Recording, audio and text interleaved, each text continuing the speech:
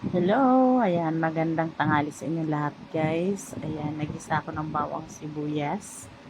Then, syempre, aking kiniling. Ayan, so bagong recipe na naman to guys, ang aking niluluto ngayon. So, ayan, nagisa muna tayo.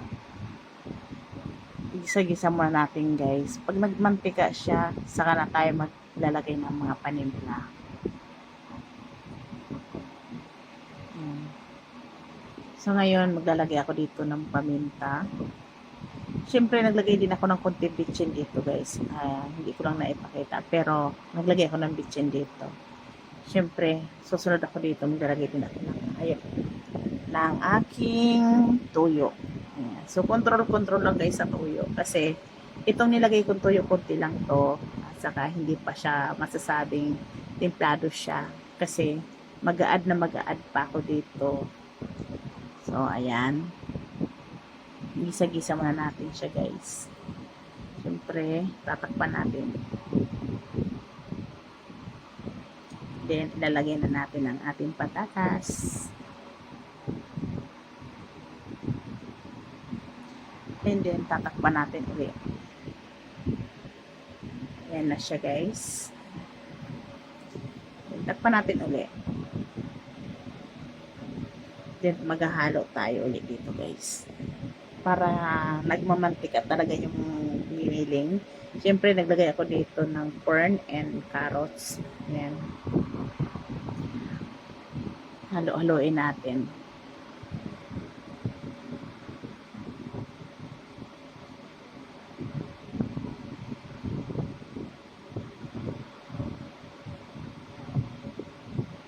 Ayan. Siyempre, tinatakpan ko to.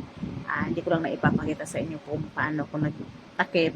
Pero, inano ko na lang siya. Dinugtong-dugtong ko na lang siya para hindi makita ang pagtatakip ko. Pero, yung nakikita nyo, nahinto ako tapos naghahalo uli ako.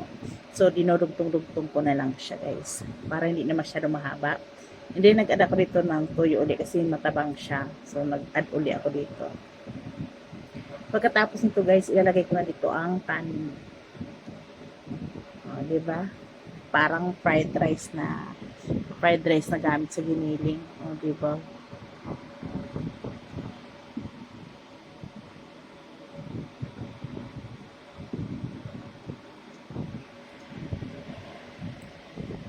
Ito na yung aking kanin. Siyempre, halo-haloin natin ng mabuti para ma-mix ng mabuti yung ating giniling sa kanin.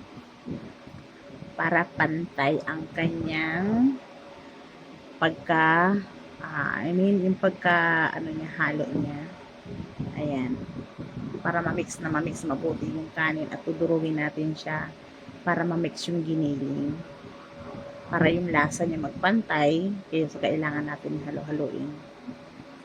Ayan. So, dahil guys, ano lang to, kailangan pa talaga dito maghalo.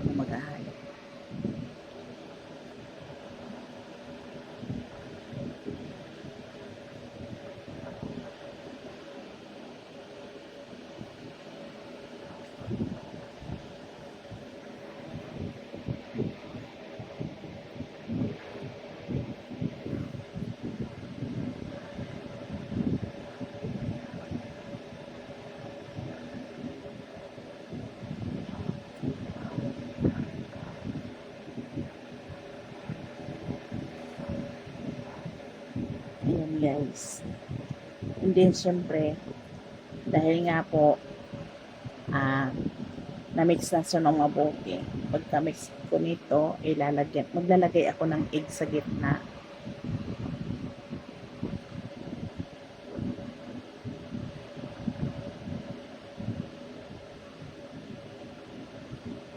Ayan. Lalagay ako dito ng itlog. Mas bit ko siya na may itlog sa gitna. Diba? Dahil nasarapan yung anak ko. Ayan. So, syempre, tatakpan natin siya guys na maluto yung itlog. O, ito na guys. Charap! O, diba? Sarap siya guys. Nandito. Ganito ang bagong recipe ko ngayong araw. Guys, maraming salamat sa inyo.